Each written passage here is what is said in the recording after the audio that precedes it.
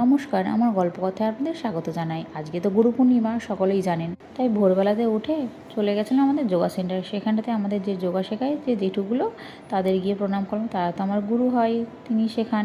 বাড়ি এসে স্নান টান সেরে ছেলেমেয়েদের স্কুলে পাঠিয়ে পুজো টুজো করে তাই আমাদের হঠাৎই প্ল্যান হলো চলো যাই ঘুরে আসি এই যে মহারাজের কাছে, আমরা যার কাছে দীক্ষিত। এটা নবদ্বীপ। এত সুন্দর পরিবেশটা, আর মেঘটা দেখো এত সুন্দর লাগছে, পুরো মেঘলা মেঘলা আকাশ, আবার মাঝে মাঝে রোদ উঠেছে, পুরো নীল। আর চারিদিকে গাছপালা, চারিদিকে সবুজে ঘেরা এই পরিবেশটা। যেদিকেই তাকাই সেদিকেই সবুজ, বিভিন্ন ধরনের ফুল গাছ ফল গাছ সেখানে আছে। আর এখানটাতে আসলে না মনটা ভালো হয়ে যায়। গত 2 বছর আমাদের আসা হয়নি একটু প্রবলেমের জন্য।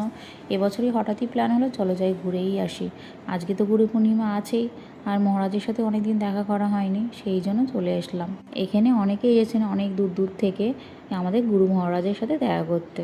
এখানে না এসে মনটা শান্ত হয়ে গেল। আর ওই যে ওইখানে দেখছেন এখানে রান্নাবান্না হচ্ছে গুরুদেবের যে সকল শিষ্য শিষ্যা আছেন তাদের জন্য। তাই একটু ভিডিও আপনাদের জন্য রইল।